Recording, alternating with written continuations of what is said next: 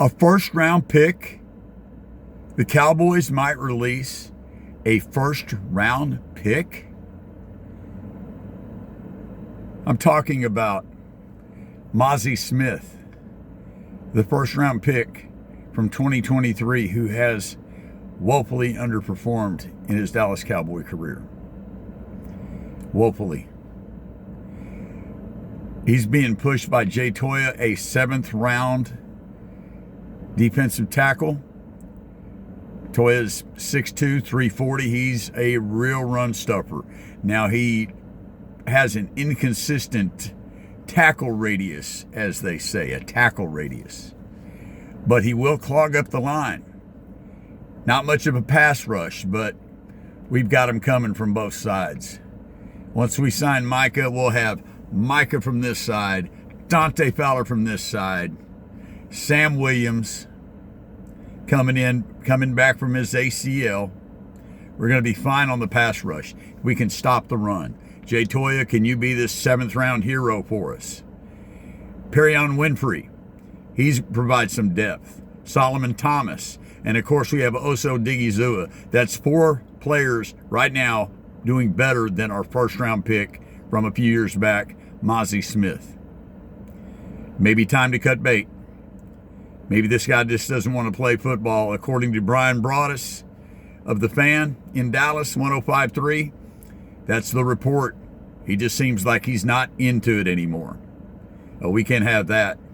But somebody that is into it is an unsigned, well, he's signed now. He's an undrafted free agent rookie. Trayshawn Holden continues to make people look at him. He had a couple of really nice catches in the preseason game against the Rams. I know it's only preseason. That's all we have to go on. Now, the Cowboys had another unsigned, undrafted free agent that we picked up once upon a time. What was his name? Oh, yeah, the original 88 Drew Pearson, who made the 1970s All-Decade team, even though he wasn't a rookie until 1973. He led the NFC in receiving his 3rd year. He caught the Hail Mary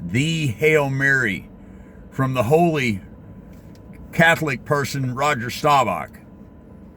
So, while we have CeeDee Lamb and Cavante Turpin and Jalen Tolbert and George Pickens, maybe our 5th guy won't be Jonathan Mingo. Maybe it'll be Trayshawn Holden. We'll see. Drew Pearson wasn't given a choice back in the day. Everybody was hurt, and they were starting some kid that weighed 170 pounds soaking wet, and it ended up working out. So we'll see how this Trayshawn Holden does going forward. In the secondary, we're so beat up. So many corners are out. We're looking at McQuamu, who is a backup nickelback, probably starting at nickelback. Kyer Elam, who was a first-round choice of the Bills 3 years ago, and they let go of him after a couple of inauspicious seasons. Seems to be shining. Seems to be doing pretty well. We could use that. It'd be great if he could play like a first-round pick. Deron Bland's going to be our number 1. Diggs won't be around for a while. Rebel Jr. will not be starting and he's a draft choice, 3rd-round draft choice, is recovering from an ACL. So we're going to need McQuamu and Kyer Elam to hold the line for us. Marquise Bell continues to press Malik Hooker at safety. So we'll see how that goes. Jadon Blue seems to be recovering pretty well from his bone bruise that he got, so I think he's going to be okay. We'll see whether or not Joe Milton plays Saturday against Atlanta. So going forward, I do not expect to see Dak Prescott. I do not expect to see CeeDee Lamb, and maybe not even George Pickens during the preseason. We'll see. Maybe they'll get out there for a series the last game, or maybe like one possession this next game, but I don't think Dak's going to play at all. We're just going to try to keep him safe and keep him out of harm's way. So I'm going to be starting a new series. I just went through the series position by position of what we can expect.